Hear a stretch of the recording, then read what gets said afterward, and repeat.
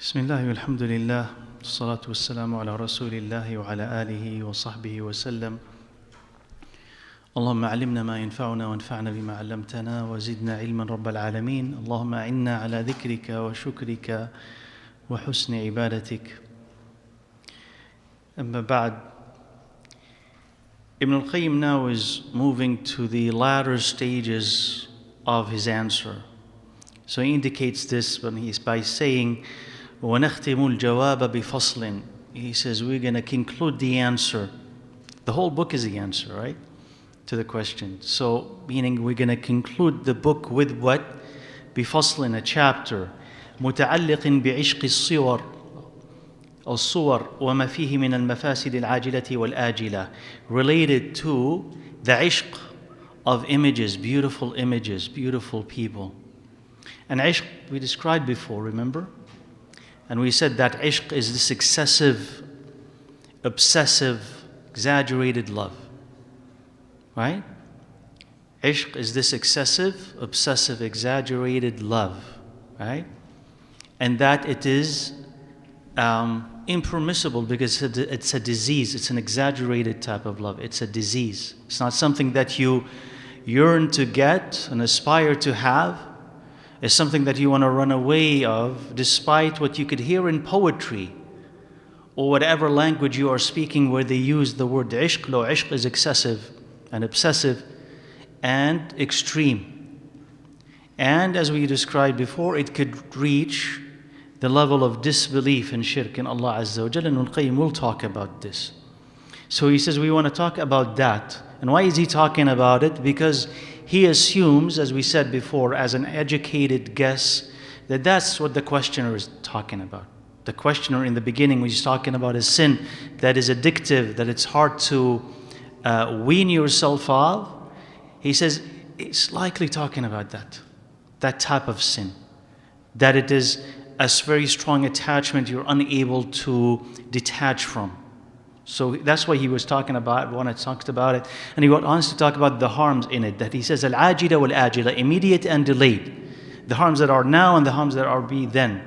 وَإِنْ كَانَتْ أَضْعَافَ مَا يَذْكُرُهُ الذَّاكِرِ, even though it is much more than we can talk about. The harms that are in that type of excessive, obsessive love is much more than what we can mention. Much more that we can count. فَإِنَّهُ, why is that the case? قَدْ فَإِنَّهُ يُفْسِدُ الْقَلْبَ بِالذَّاتِ, because it corrupts the heart itself. And it goes all the way to the heart and it corrupts it. And if the heart is corrupted, what else is corrupted? Everything, yeah. Actions, everything else. So he said, فَسَدَتِ الْإِرَادَاتُ وَالْأَقْوَالُ وَالْأَعْمَالُ وَفَسَدَ ثَغْرُ التَّوْحِيدِ. He says then, al-iradat, the intentions, and al-aqwal, whatever you say, whatever you speak, al-aqwal, wal-a'mal, and actions, all of them are corrupt because of that. So, if the heart is corrupt, and that is the hadith of Rasulullah alayhi salatu wasalam, right? That it is this piece of meat, that if it is corrupt, the rest of the body is corrupt.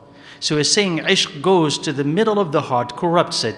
And when it corrupts the heart, what is left? Nothing. That is why it's extremely dangerous. So he's saying that it doesn't matter how often we talk about the harms of ishq, there's even more. And I don't think that we appreciate how more prevalent this disease is today compared to what it was in the past. Right? So someone was talking, recounting his past, kind of youthful indiscretions. And if you have a youthful indiscretion, you shouldn't share it. But the guy was talking about it nevertheless. He just wanted to compare his past to the present. So he was saying, in the past, and this is in the Middle East, he says in the past, if you wanted to go and meet a girl, okay, you write your number on a piece of paper, phone number, right? If you know the Middle East, you would know that that was a practice. Write your number on a piece of paper, fold it, and go out and try to meet someone. Go to the mall, let's say. He says, but I was met always with constant failure. The girls, if there are girls over there, they're fully covered, you can't see anything. No one is interested to take anything from you. I go and I try and I try and I come back with a number in my pocket. And I go again and number my pocket. Until I forget about the number in my pocket, I wash the thobe and the ink runs out. He says, that's the fruit of my effort. He says, but today, look at the hijab. Look at them everywhere. She comes and talks to you. Right? Now, we don't appreciate how difficult it was in the past to sin. And this is how it's supposed to be, isn't it? Really difficult, that you have to leave your house and try and even then fail, right?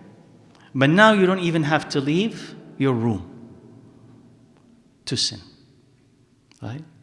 You could meet someone online.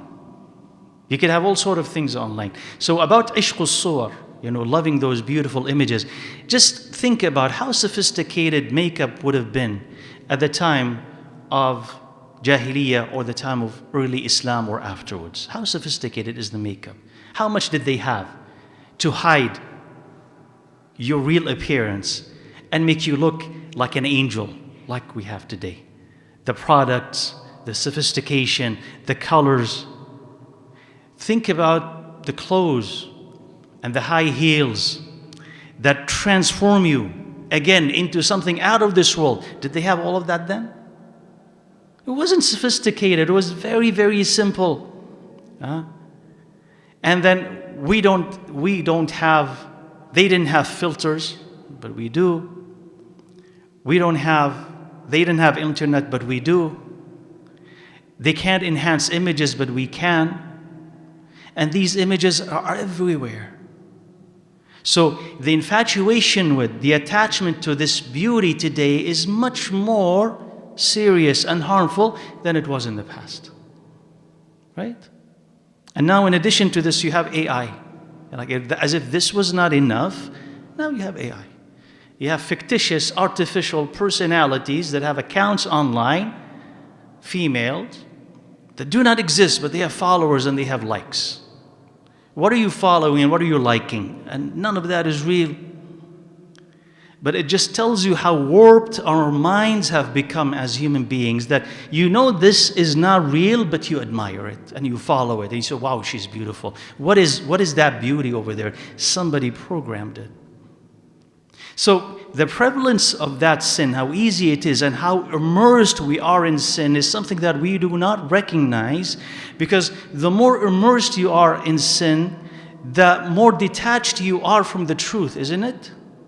Like, why is it that as humanity today, but even as Muslims, we are so confused about right and wrong? Why is it that we don't have the resolve that people had before? Why can't we stay away from the haram? Why are we attacked by so many of those mental disturbances and illnesses compared to people before? Why is it that that truth seems undetectable, hazy? The outlook is very hazy. We don't know what to do. We're always confused, tired, fatigued. Why is this? We don't appreciate that this is because of the prevalence of sin that is everywhere, and we're drowning in it. And we have become infected with it. And I'm not saying this so that we become resigned to our fate and we say what? We just give up. Sin is everywhere. We can't do anything about it. I'm not saying that to produce that effect. I'm saying that to say what? You have to recognize the problem. Because only when you worry about it, you'd be able to solve it. Right?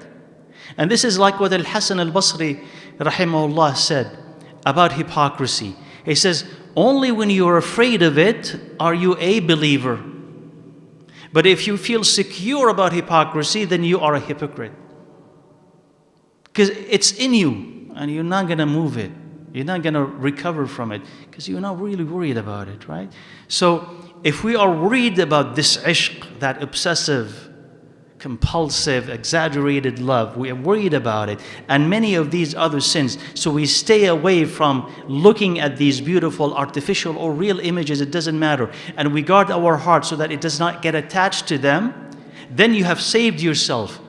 But you have to continue to worry about other sins as well, because only when you are worried about those sins will you be able to escape them. And by the way, if humanity all is suffering, the only hope that humanity have are Muslims. Now, this is your responsibility then, because you know the disease and you know the cure. And they don't. So they are waiting for you to rescue them. And they're not going to be able to rescue themselves because they don't even see these things as sins. They don't even know about them. But you know about them. So you have to extract yourself from them to be able to actually do something for yourself and for humanity. Right? So let's recognize the prevalence of that sin more so. So everything that Ibn al-Qayyim is going to be talking about when it comes to this ishq al-suwar, infatuation with images and beautiful people and what have you, double, triple, 10 times more today than it was at his time. Right? قال والله سبحانه وتعالى إنما حكى هذا المرض عن طائفتين من الناس وهم اللوطية والنساء. He says Allah Azza wa Jal, He talked about people being infected with this illness.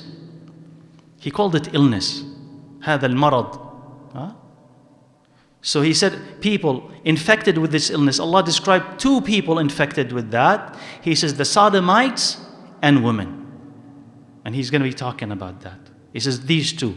Now, he's going to bring you later on examples of men, right, who had infatuations with women. So that does happen as well. But he here wants to focus on what did Allah Azza wa Jal talk about in the Quran, to indicate that Wallahu A'lam is the more serious and more common of all occurrences. He says the sodomites and women. So it's فَأَخْبَرَ. So he's going to be talking about women first. And he'll bring the example of Imra'atul Aziz, in Yusuf alayhi salam. And Al-Aziz is a minister, chief minister, governor, a person of high rank. And this is his wife. Right? So he says فَأَخْبَرَ عَنْ عِشْقِ امْرَأَةِ الْعَزِيزِ لِيُوسُفَ وَمَا رَاوَدَتْهُ وَكَادَتْهُ بِهِ.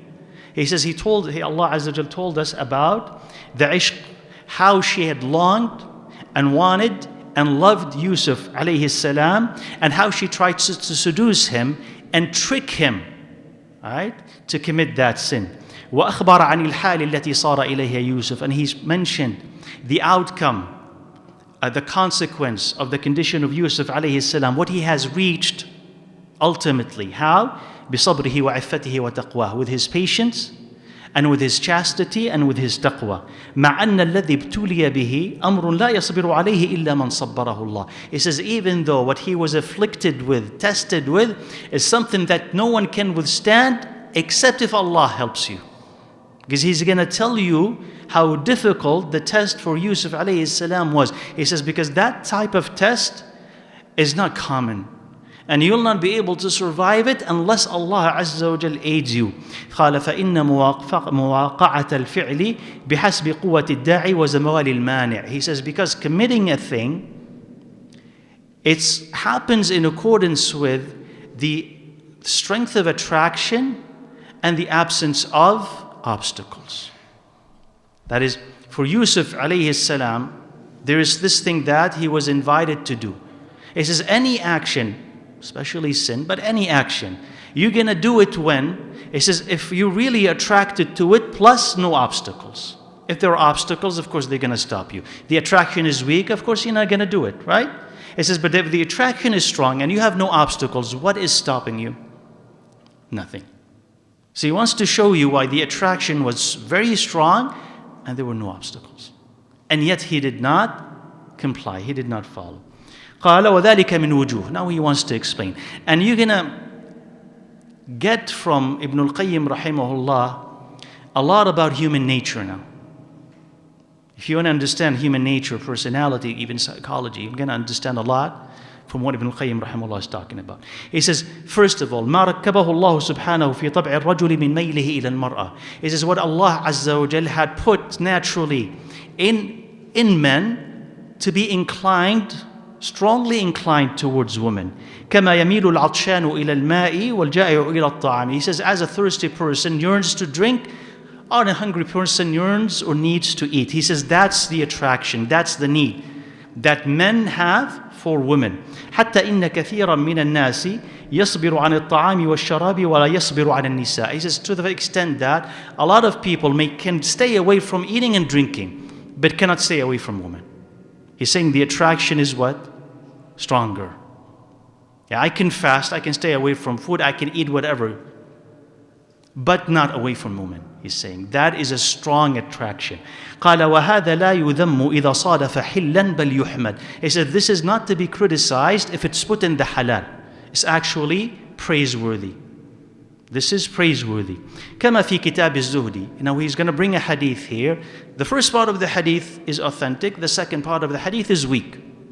So it is said that the Prophet ﷺ said, حُبِّبَ إِلَيَّ مِن دُنْيَاكُمْ النِّسَاءُ وَالطِّيبُ أَصْبِرُ عَنِ الطَّعَامِ وَالشَّرَابِ وَلَا أَصْبِرُ عَنْهُنْ. He says, it was made beloved to me from your dunya, woman and perfume. That's the authentic part. Then the one that is not authentic, he says, I can stay away from eating and drinking, but I cannot stay away from them. That second part is weak. But the first part is famous, is well known. Authentic hadith, حُبِّبَ إِلَيَّ مِن دُنْيَاكُمْ النِّسَاءُ وَالطِّيبُ. It was made beloved to me from your dunya, women and perfume.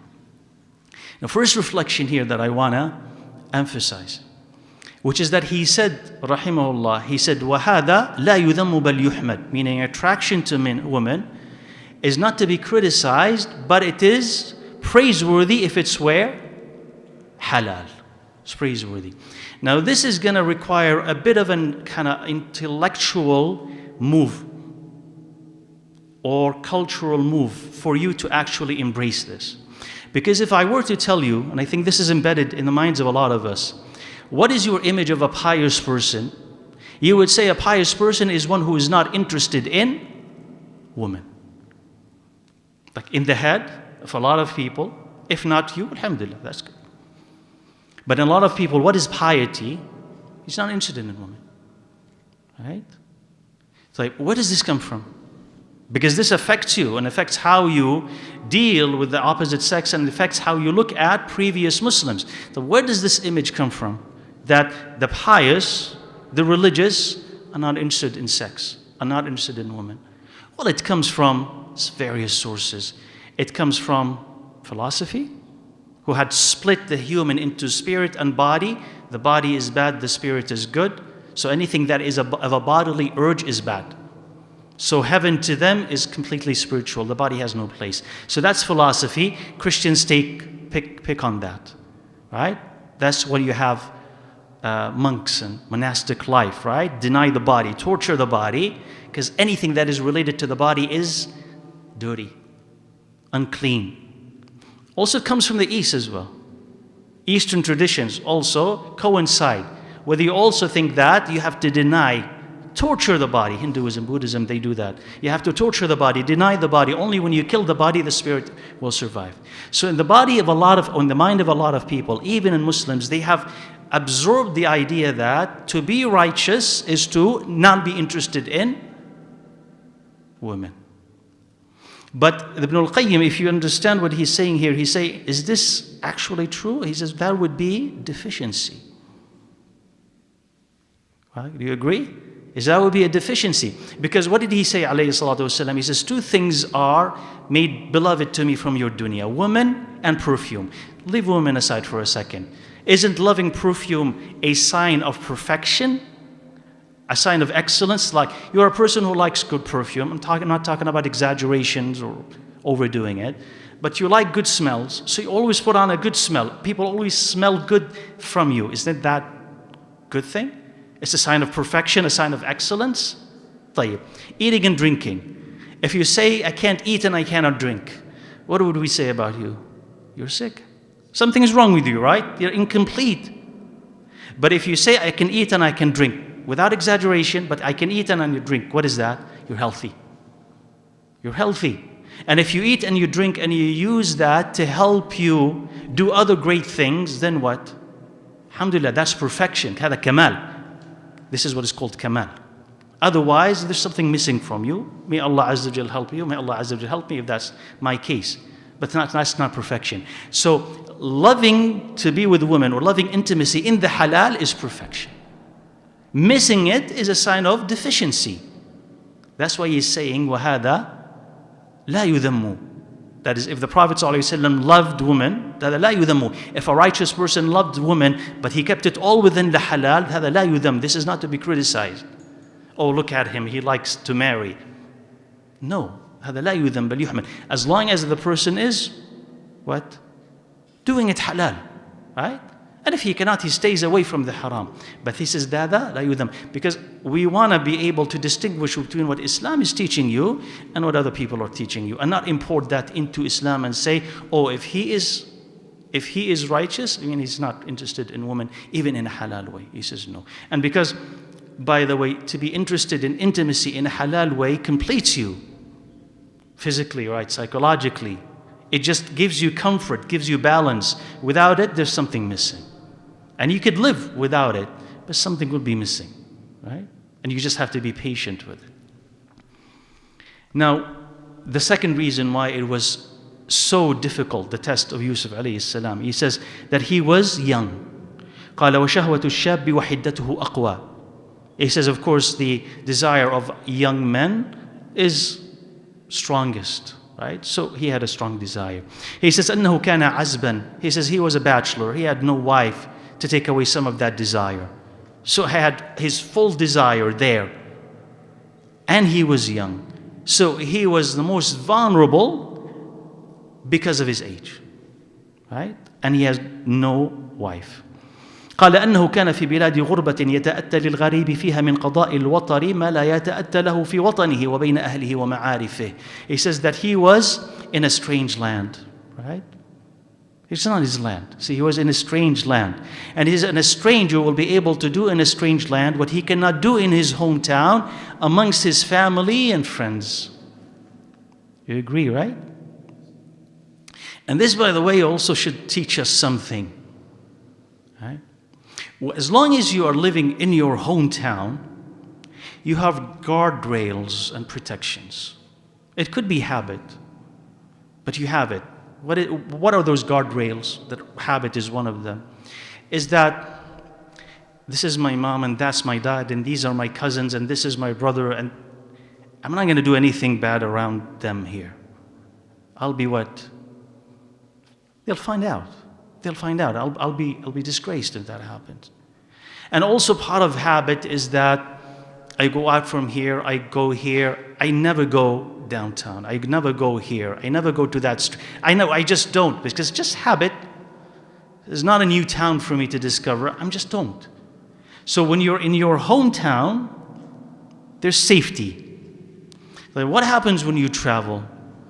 The family is not there, so no one is there to watch what you're doing or shame you if you are found out. Plus, when you go to a new place, that new place offers excitement and opportunity. Let me explore. And then your walls come down. Let me look at what's new here. They have this district, they have that street, they have this shop, I've never tried this place before. Maybe I'll just pass by.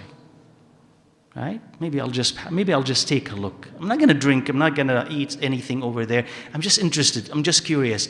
And that curiosity is because you're in a new place. So if you're a person who's going to go to a new place, you have to decide, is this a place that you have to go to or not? Especially when you have none of these protections around you. So some people, when they want to travel, summer, you want to travel, especially if you're a bachelor, but even with a family, where are you going? You want to have fun, right? Okay, where are you going? You're going to a non-Muslim land, and some of them are known to be steeped in sin. Why are you going there? What do you want to do? What are you subjecting yourself to? You're going to the beach, you're going to the bars, you're going to this and you're going to that. What do you think can happen to you when you go there? Right?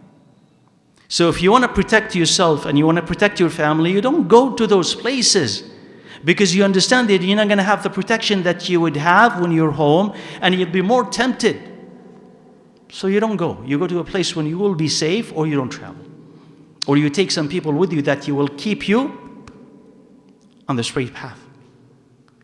And if you have to be somewhere, your job, let's say, forces you to be somewhere, then you immediately in that place attach yourself to the righteous. Where's the masjid? You're not going to let yourself do whatever you want. Oh, let me explore the city. Explore, but with whom and where are you going? Attach yourself to the righteous. Attach yourself, and then move yourself away from any haram and don't take chances. because that's when you are weakest. So Yusuf alayhi salam was in a strange land. So if he wanted to do something, no one around him was going to tell him, oh Yusuf, how could you do this? And your father was this and your grandfather was that. No one will know. قال أن المرأة, the fifth reason, he says that the woman had status and she was beautiful. Each one of these is an incentive to be with her. Not only beautiful, but she has status. She has power. She has a position. That is attractive, and beauty is attractive. Put them together, that's double the attraction. Right? Okay.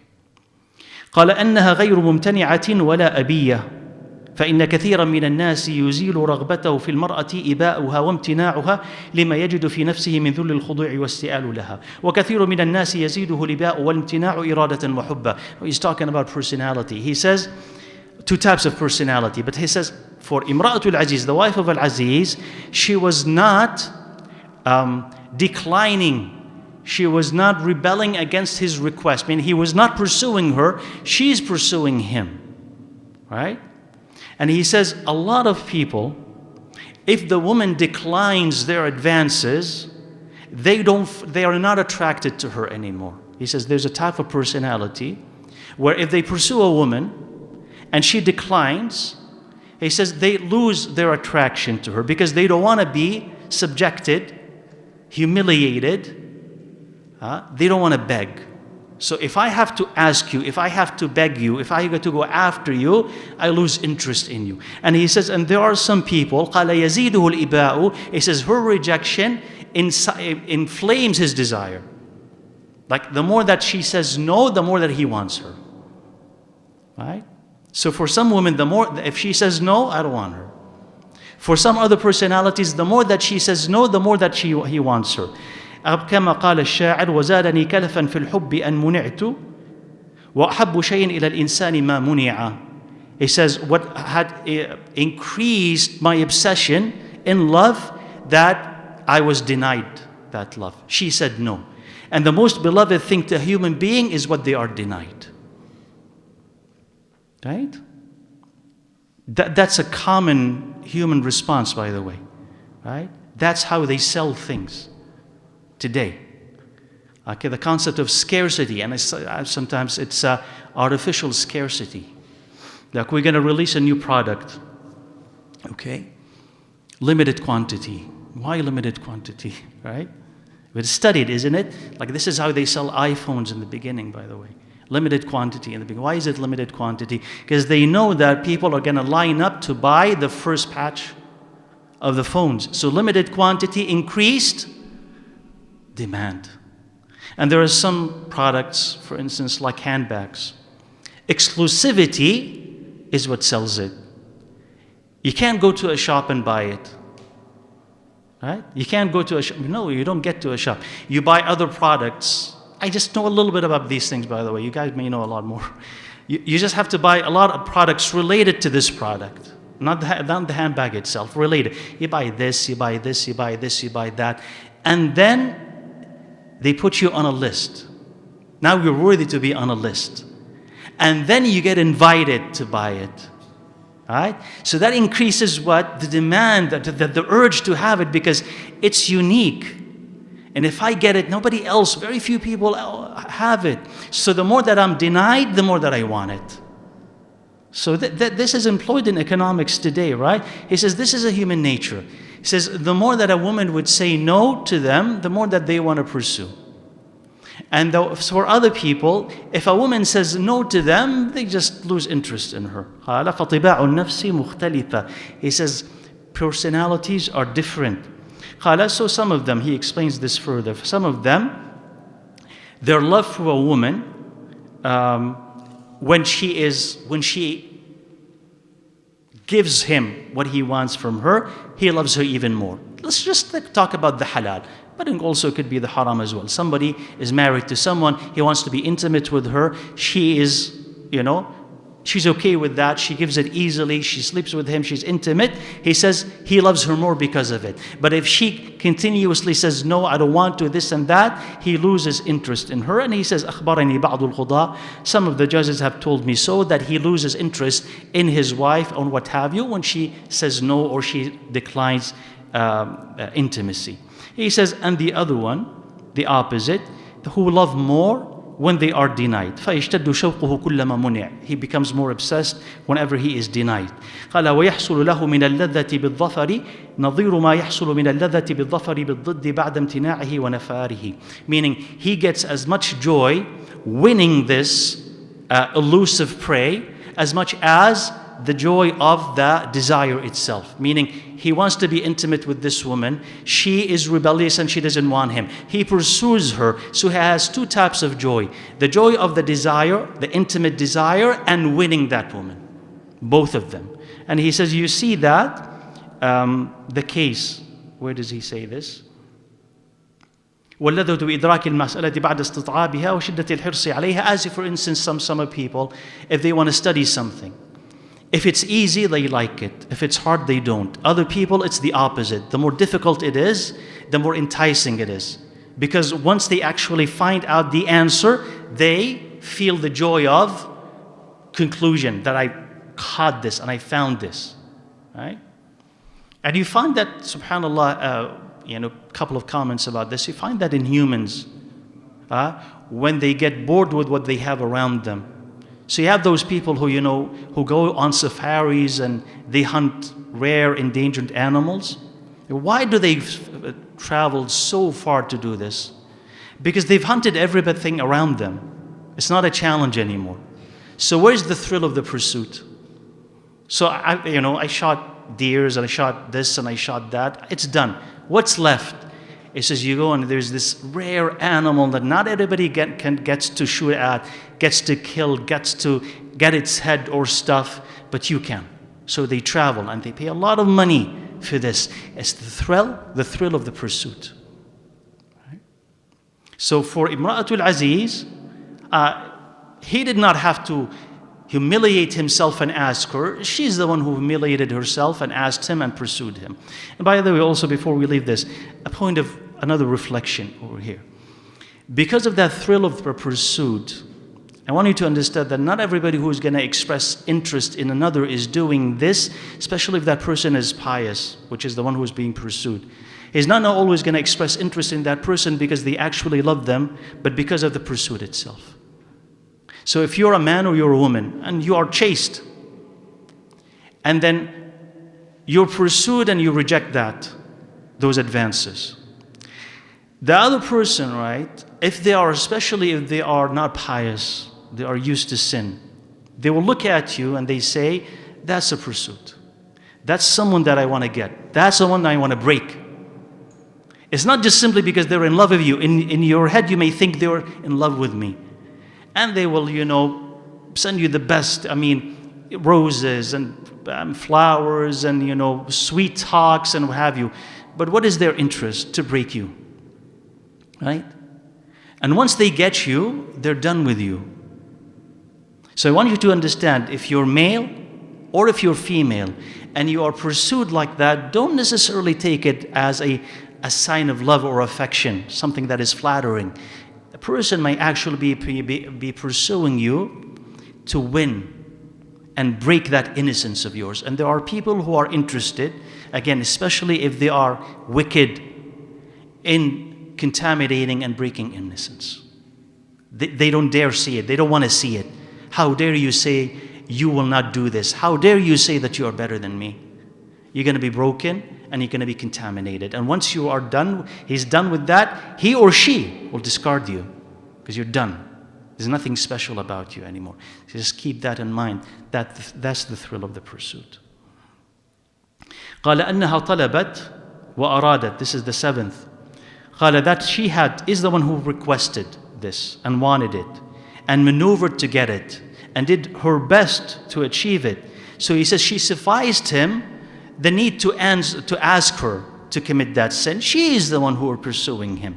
And she was the one who is humble or have been humiliated, and he is the one who is honorable. Even though she's the one who has the power, and he is the one who is supposedly a slave. He is her slave, right, in the household, and she is the one who has all the power. But his iman made him stronger than she is. His iman made him the actual free person, and her lack of iman enslaved her. Like, she's a free person acting like a slave. She's a free person, yeah, with all the power. Where is all that power? She's acting like a slave. What enslaved her? That diseased love that she had for him. It enslaved her. Him, on the other hand, he has his iman. So externally he's a slave, internally he's a free man. And he is more honorable and stronger than she is. Qala, also, the 8th, he says that he is in her house, under her control. And then he will be afraid that if he does not obey her, she will punish him. So here he had two motivations to do what she's asking him to do: the desire and fear. Right? So, not only that, there is this natural desire that he has for the opposite sex. She's beautiful, she has status and all of this, but she has threatened him. And he knows and he expects that she can actually fulfill her threats. So there's also fear to compel him in addition to the desire. قال أنه التاسع, he says the 9th reason why it is difficult test for Yusuf. He says أنه لا يخشى أن تنم عليه ولا أحد من جهتها. He's not afraid that she will tell on him later on, and no one around her will do that. Why? Because she's the one who is pursuing him, and she closed all the doors and dismissed all the watchers and observers, so no one will be able to see what's happening. So no one can tell about him later on. He's safe.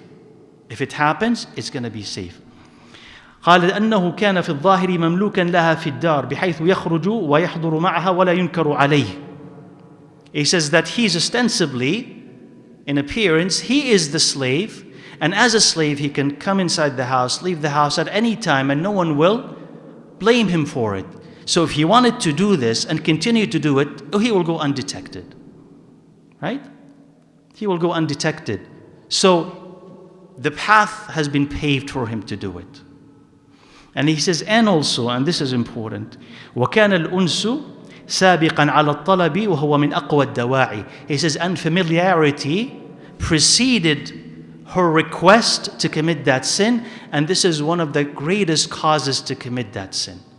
That they have been what? Familiar with each other. Because he is a servant at the house, and she is close to him. He says, كَمَا قِيلَ لِمْرَأَةٍ شَرِيفَةٍ مِنْ أَشْرَافِ الْعَرَبِ. As when one noble woman from the Arabs, from the nobility of the Arabs, and the nobility of the Arabs is a nobility of lineage, and we'll discuss this further.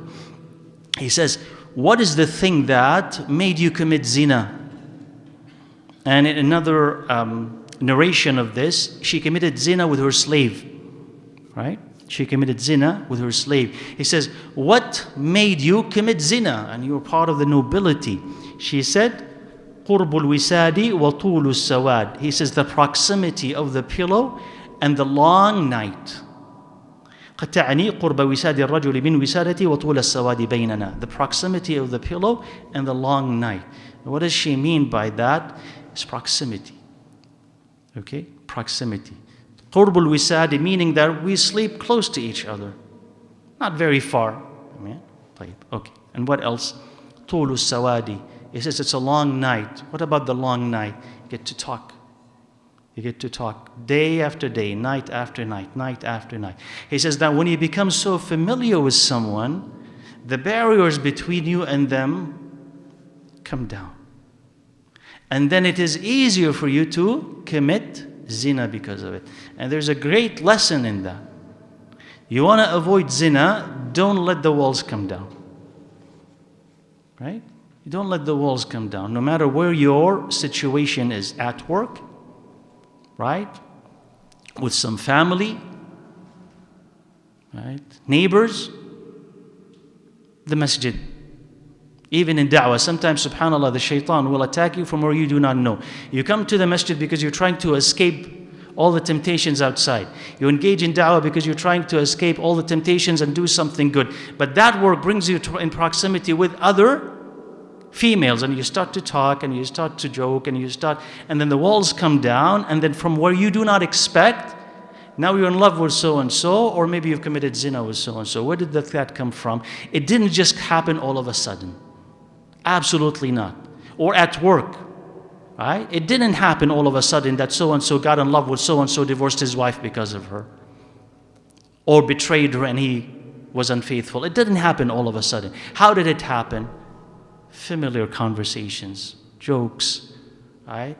Extended conversations. So the closer you are to a female, the closer you are to a male, the more likely that you're going to develop feelings for them, and the more likely that you're going to commit the sin of zina. So if you maintain a distance, then you're safe, right? And here commentary on that nobility that they were talking about.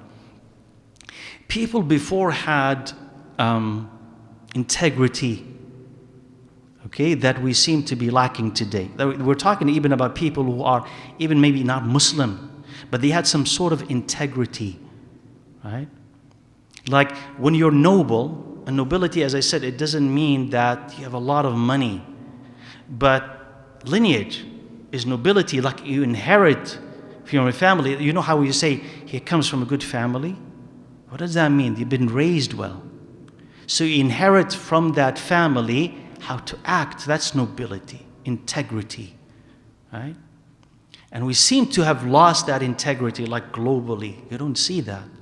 Yani Hind bint Utbah radiyallahu anha, who is the wife of Abu Sufyan radiyallahu anhu, when she came, and she was an enemy of Muslims close to the very end, but she accepted Islam. So when the Prophet sallallahu alaihi wasallam said, when he had taken the bay'ah from the woman, قال وَأَلَّا تَزْنِينَ, and you do not commit zina. Oh, she covered her head, right? She covered her head. He says, وَتَزْنِي الْحُرَّةِ. He says, would a free woman commit zina? Like, what a shame that we even have to talk about this, right?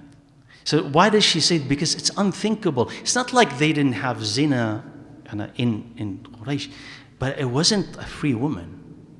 Like, why would a slave be more likely to do it? Because a slave had been downtrodden and beaten down, and then they need money, and their life is miserable. Like, you understand maybe that why that could take place. But a hurra, a free woman, right? Even if she's poor, a hurra, she would do this? No, ever. It's not unthinkable how she would do that. And there's an Arab proverb that said, قالت تموت الحرة ولا تأكل بثديها. It says a free woman would die and she would not eat with her breast, meaning she would not breastfeed for hire. Right? Meaning they had this kind of red line. Even though in Islam there's nothing wrong with breastfeeding for hire. You breastfeed and you paid for it. But this is pre-Islamic, this proverb. But they had like this red line, right? Like, die out of hunger, but not do this. This is integrity. This is being free, right? And today, we are not free. Today, free women, but also they're sponsored by men, right? It's not just simply a woman or female enterprise. Free women, right, who are not about to die, they will eat with their body. Stand in front of the camera and do whatever. And it gets consumed. And she becomes popular, and she becomes very rich. You're not about to starve to death, right? You weren't about to why were you doing this? Yeah, and we're talking about non-Muslims mostly, and I assume Muslims as well. Why are you doing this? For clicks, for fame, for ads? Why are you doing this? So, are you a free person? No one owns you, technically, but you're a slave. Right?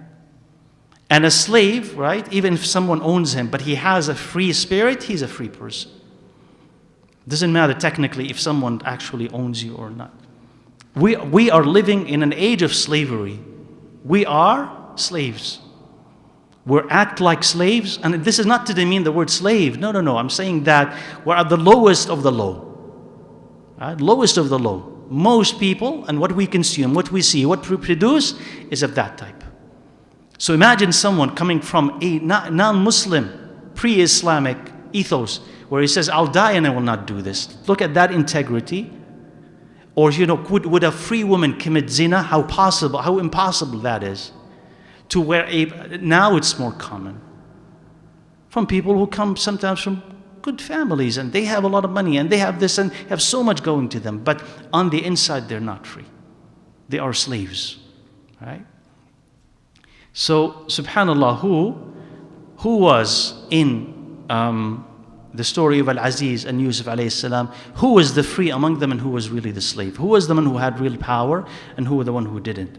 قال الحادي عشر, the 11th, أنها استعانت عليه بأئمة المكر والاحتيال. She elicited the support of the conspirators and those who will help her plot. Because she went, right, to the woman. فلما سمعت بمكرهن, when she heard that they were talking about her, امرأة العزيز تراود فتاها عن نفسه, that the wife of Al-Aziz, she's trying to seduce her boy, meaning her slave, and she invited them, and she said walk out in front of them, and when they saw him, they were marveled at the fact of how handsome he was, alayhi salam. And so they tried to assist her to get her objective from him. Go to him and try to convince him. Plot like she was plotting. So they were helping her as well. Right? And that tells you sometimes that Allah Azza wa Jalla could give you a ni'mah that may not be the best thing for you. Allah Azza wa Jalla could make you handsome, that'd be your test. Alright? Allah can make you handsome, that'd be your test. You look at your mirror and you say, how handsome I am. Right? And then what happens is that is your test. That is going to put you in prison. SubhanAllah, right? Or she has all that power, all that money, and that was her test. She does not know how to use it. SubhanAllah, right? So فَأَرَتْهُ إِيَّهُنَّ, she showed Yusuf to them, and she complained to them that this is what is happening, so that they will feel bad for her, so they would help her. And you have to actually to watch out for those people. Somebody approaches you for sin, you say no. They know that you're going to say no to them, but you're not going to say to no this so and so. And so they will have helpers. Come on, take pity at him. Come on, just one phone call. Come on, just a little bit. They want to soften that sin and speak on their behalf. So those are the helpers of shaitan, as these were the plotters and helpers of shaitan. So he said she sought them against him. She wanted to use them against him. So he used Allah against her. Right? Yani she wanted their help against him. So he sought Allah's help against her. فَاسْتَعَانَ بِاللَّهِ عَلَيْهِنَّ فَقَالَ وَإِلَّا تَصْرِفْ عَنِّي كَيْدَهُنَّ أَصْبُ إِلَيْهِنَّ. He says, Ya Allah, if you don't remove their plots away from me, I will turn to them. I will accept what they're telling me. I mean, ya help me, Ya Allah. فَاسْتَعَانَ بِاللَّهِ فَأَعَانَهُ اللَّهِ. He sought Allah's help against them. Allah Azza wa Jal helped him. قال أنها توعدته بالسجن والصغار. She promised him prison and humiliation, and that is compulsion. And that is a type of a threat that is likely to happen from someone like her, and we know that it actually happened. قال أن الزوجة, the 13th, قال أن الزوجة لم يظهر من الغيرة والنخوة ما يفرق به وبينها ويبعد كل منهما عن صاحبه. He says the husband was also guilty. He says, why? He says he was not chivalrous enough. Right? He was not jealous enough to separate between him and her. What did he do? The only thing that he said to him, Yusuf أعرض عن هذا. Yusuf, just turn away from this. And he tells her, واستغفري لذنبك. Ask Allah to ask forgiveness for your sin. Indeed, you are a wrongdoer. And that's it. That's what he does. So he says, وَشِدَّةُ الْغِيرَةِ لِلرَّجُلِ مِنْ أَقْوَى الْمَوَانِعِ وَهَذَا لَمْ يَظْهُرْ مِنْهُ غِيرَةٌ. He says, one's jealousy, a man's jealousy, is one of the greatest reasons to stop a sin. This man showed no jealousy. So he was wrong as well. Right? He was wrong as well. He did not. The logical thing is what? If this is what you think your wife wants, this is what your wife is doing, this is what she's willing to do, she has this problem, and she's attached to this man, what is the logical thing to do? Separate them. But you say just forget about it and you just ask for forgiveness and you let them in the same house? That's dysfunctional. Absolutely. And Allahu A'lam, I don't know, I don't want to generalize, but they are rich, they're existing at the top of society, and you wonder if some of the rich are just exactly like that. They experience the same dysfunction. The man is not interested, he's busy, he's not really fully the man of the house, and she is interested in pursuing other people, and she does whatever she wants. It seems like a house, but it's not a house. It seems like a family, but it's not a family. It's absolutely dysfunctional, though they exist at the top, and they may be the envy of a lot of people, right? But they don't know what's happening inside. On the inside, she's not happy and he's not happy. And maybe that is common among the rich, and especially those who have power. Allahu A'lam. Maybe Allah Azza wa Jalla is showing you a model here of what is actually in society, or a lot of in society. قال ومع هذه الدواعي, he says, with all of these incentives and attractions, he favored the pleasure of Allah Azza wa Jal, and he feared Allah Azza wa Jal, and loving Allah pushed him to choose jail instead of zina. قال ربي السجن أحب إلي مما يدعونني إليه. He says, Ya Allah, to be imprisoned is more beloved to me than what they're asking me to do.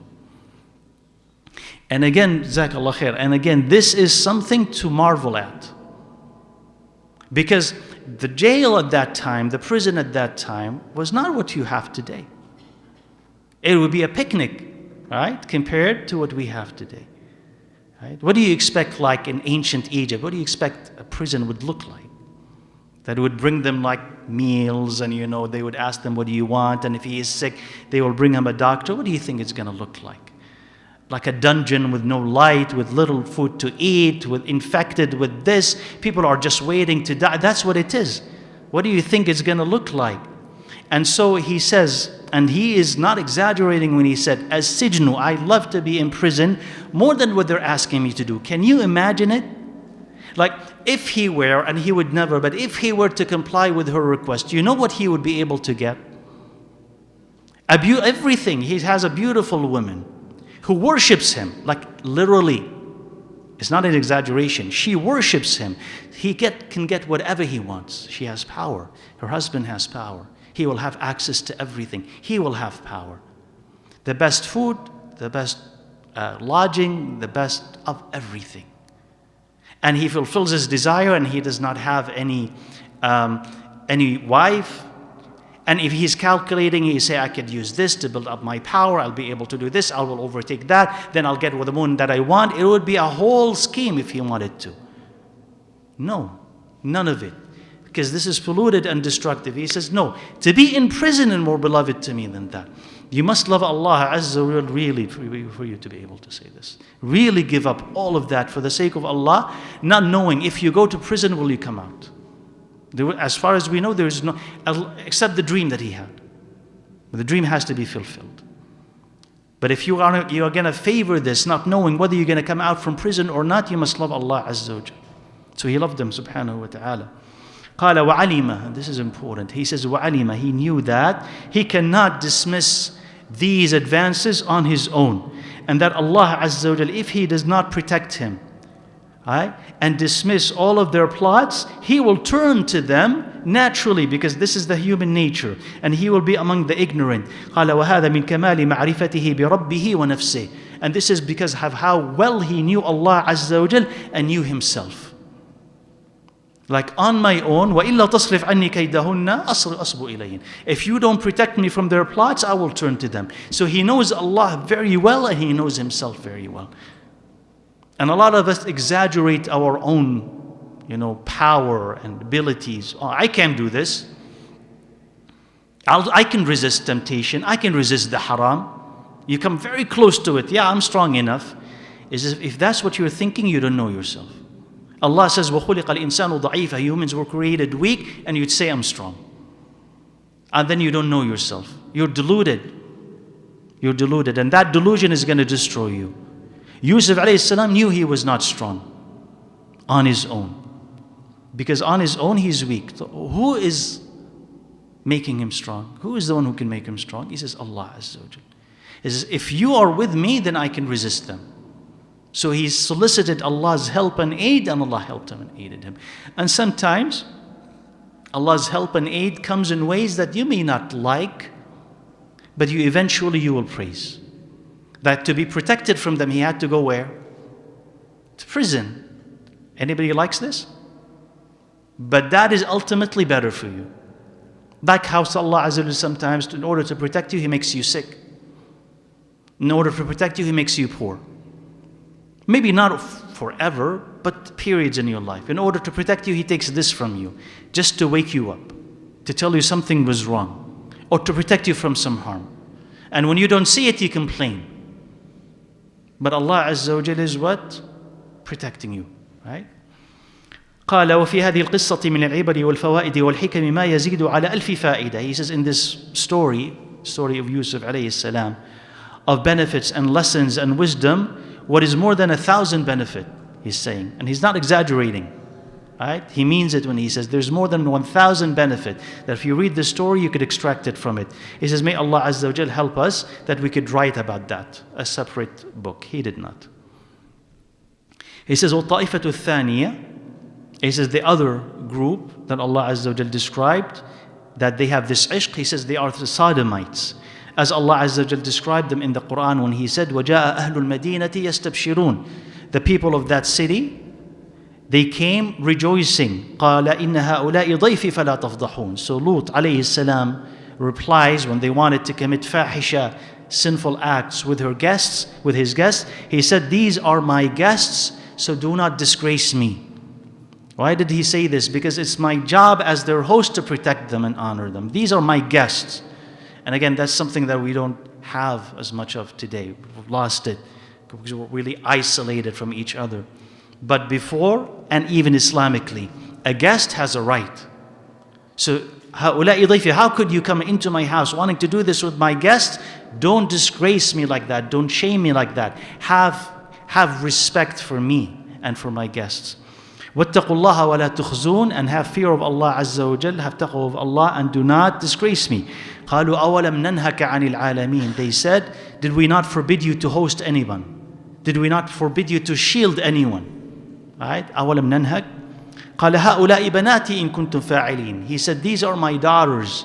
If you're gonna do, if you want to fulfill your desire, these are my daughters. And the Mufassirin, they have two interpretations of that. Either one, he said, marry the woman in that village, because the Prophet of Allah is like their father.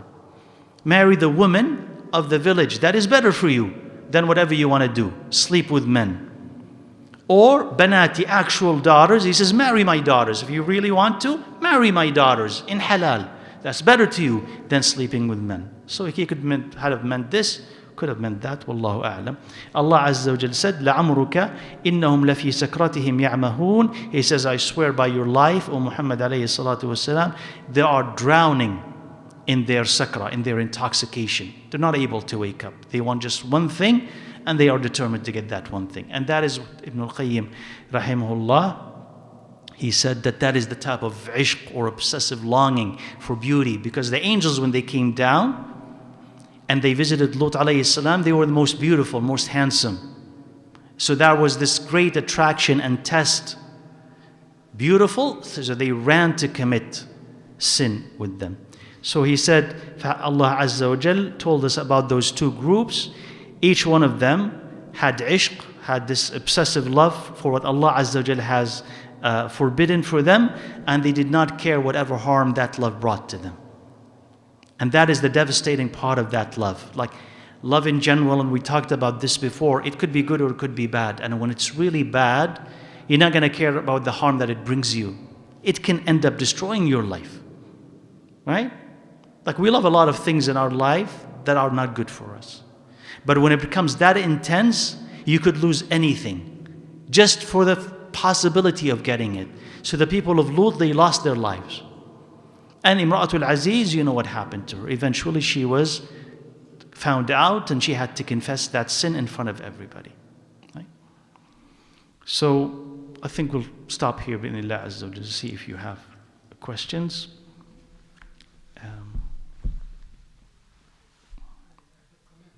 Comment inshallah. تفضل.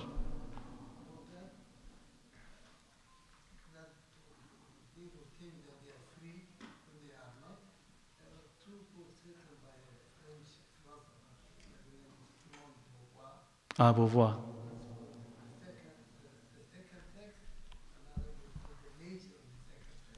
The second sex? She's talking about women from birth until they grow old and die. No. To them, physiologically, psychologically, everything. No. That's about women, the whole two books. No. Then 15, when she said, when she was talking about what they call the fifth revolution, No. and she said women think they are free, but they are loose. They're loose. Women think that they are free, but they are loose. Beauvoir said that. As she said before, it's difficult for a man to get a woman. Sahih, yeah. Now she said they are everywhere. Sahih. Yeah. So kind of they've liberated women in order to make it easy for men to. No. Jazakallah khair. Jazakallah khair for that, sharing that. Barakallah fik. Okay, inshallah.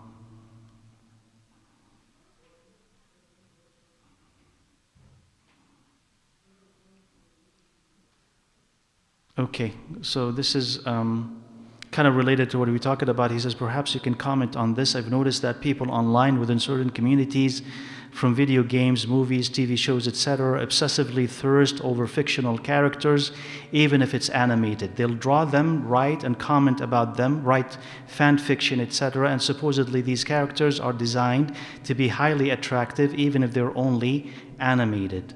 So that's kind of the thing that we are talking about, related to what you mentioned in the beginning. That's the thing that we're talking about. And what we've mentioned is a good component that we can add to it. We talked about AI, but animation as well. So it's video games or series and what have you. And these female characters, maybe male characters as well, Wallahu a'lam. But female characters, they are drawn with exaggerated features. I mean, no woman is going to look like that, right? She's drawn with exaggerated features. And that kind of, in a sense, draws especially the young to her. But maybe they're not so young. The thing here is what has happened to us for that to be attractive. Like, I can understand part of it. But when you understand that it's all fiction and none of it is real, how can that remain attractive? And especially as the questioner have remarked, that it actually engages you. It's not just like, oh, she could, and then you just move on. No, she actually become attached, and none of it is real. So it tells you, subhanAllah, that attraction, sexuality has been warped significantly. And that's why I said we need to extract ourselves from it, because as long as you are in that medium, looking at these things all the time, this is what is attractive to you. And you may find it difficult to be attracted to something else, to the real. The real is not attractive, because nothing is going to look like that, and you're just now attracted to this. You need to wean yourself off of it and stay away from it, and then reintroduce yourself to something that is normal, something that is natural. Then maybe then you can attain the balance that you need. But if you find yourself being drawn to even animation, right? Western, Eastern, Japanese, whatever it is, right? It may look like it's for children, but you look at it and it's not for children. Like, animation isn't always for children. Look at how they draw, and then be careful of what you're introducing to your own children. You say, okay, it's animation, it's fine. No, it's not. Look at what is being drawn there, and look at the message there. So you have to choose something that is safe and something that is free from these early kind of porn-like images. Otherwise, you're just teaching your child to look for this thing later on. And you're not going to be able to notice when they're going to slip from this into something more serious. But these are the images that they've gotten used to. So Jazakumullah khair for pointing this out. It's important. And of course, with AI, like you mentioned, people creating services for AI girlfriends. That's another thing. AI girlfriend. I've never heard about that. But again, subhanAllah, I mean, you notice like when we come up with something new, the first thing that we use it for is evil. Right? Like among the very first thing that we use it for, like AI, what did we use AI first for? Is warfare and these things. Right? We bomb people with it. Like about the very first thing we use it for was bombing people. That was in Gaza, right? And then these types of things. Maybe we could use it for other beneficial things. But the first thing and more popular thing is just decimating people. طيب. Anybody else, inshallah? تفضلي. وعليكم السلام ورحمة الله.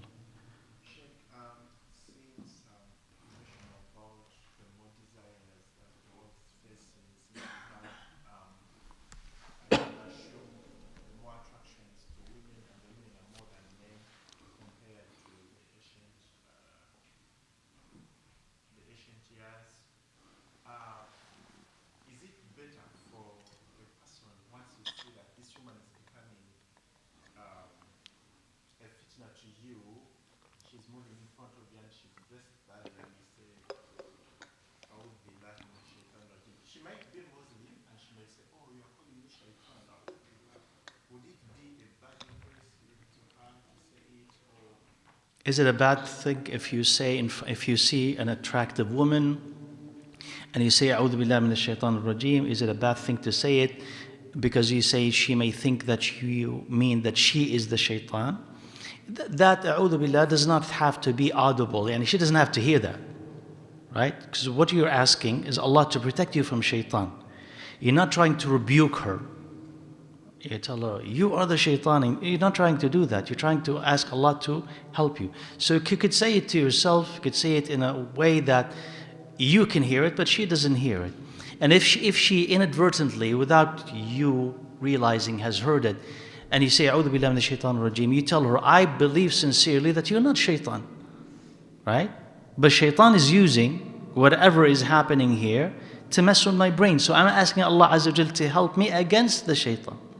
You're not the shaitan, right? So she's not a devil. We definitely know she's not jinn, she's not devil. But the shaitan is using that.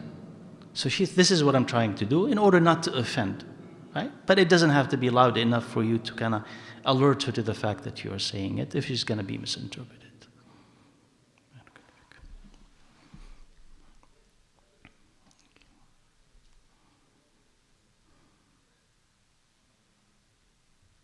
Where you go? Okay. So we're good. تفضل.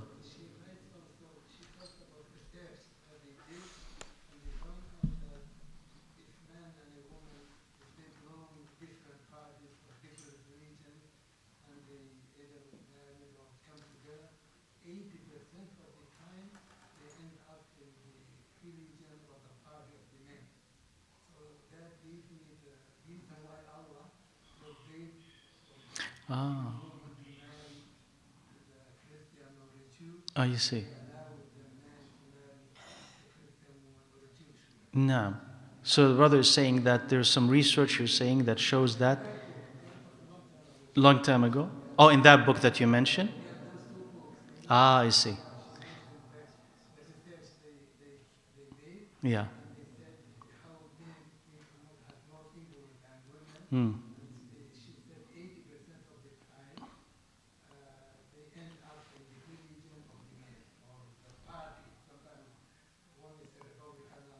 See. I see. I see. So brother is saying that in the same book that he had mentioned, that there was some research. It was a while back. It says that if a male and female, they married and they are together, and they come from different backgrounds, different religions or different political affiliations, 80% of the time the woman eventually ends up aligning with the man, following the man. So if the man has a different religion, the woman eventually follows the religion of the man. If he has a different political affiliation, she ends up following the affiliation of the man 80% of the time. So the brother is saying this is kind of reminds him of the wisdom behind Allah Azza wa Jal allowing Muslim men to marry Christians and Jews, but not allowing Muslim women to marry except Muslims, because the influence comes from the man and it consumes the woman most of the time. Wallah. Jazakallah khair for this.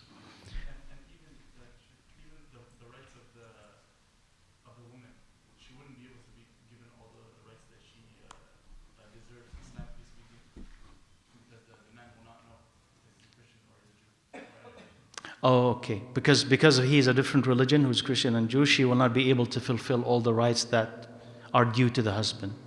Yeah, makes sense. The other way around? Okay, I'm sorry. Okay, so if she's a Muslim. And the man is of any other faith, she will not be able to be given her rights. Oh, he won't be able to give her her rights. Okay, I'm sorry. Okay, he won't be able to give her her rights. That's sahih, sahih, sahih. تفضل.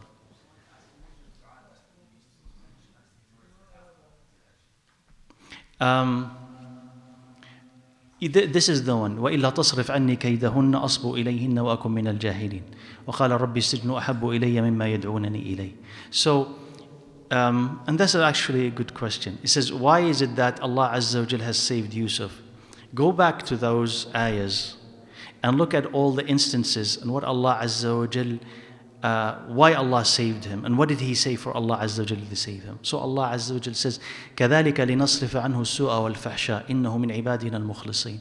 So we did, so that we will protect him from harm and then sin. He is from our sincere servants. So they said if a person is mukhlis, he has ikhlas, Allah protects him. Right? And the more ikhlas, the more that Allah Azza wa Jal protects him. So this is one thing that he did.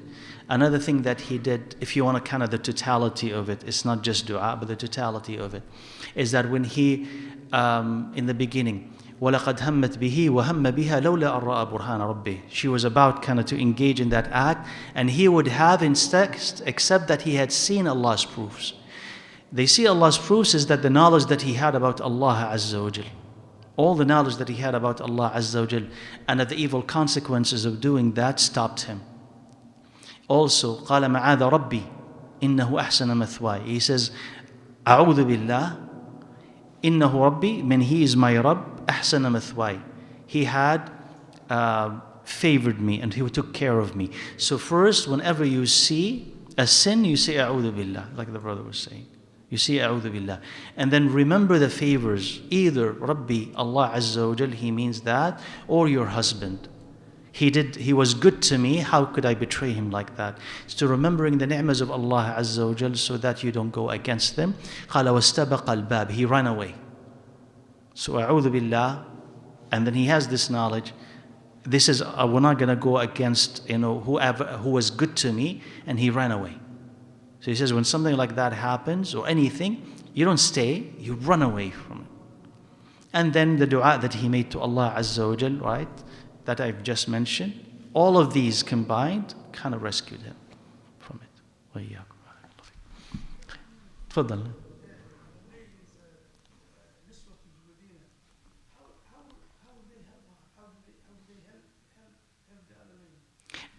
By trying to convince him.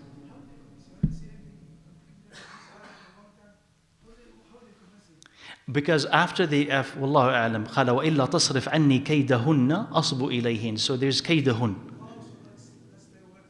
أيوة. يعني they have kaid, not just her kaid, كيدهن. A group of women. They felt sorry for her. They saw how handsome he was, and she complained to them. And they said, "We'll help you." That's how it comes. جزاك الله فيك. خير إن شاء الله. خير إن شاء الله. We'll see you بإذن الله عز وجل next week at the same time. سبحانك اللهم وبحمدك أشهد أن لا إله إلا أنت أستغفرك وأتوب إليك. الحمد لله رب العالمين. السلام عليكم.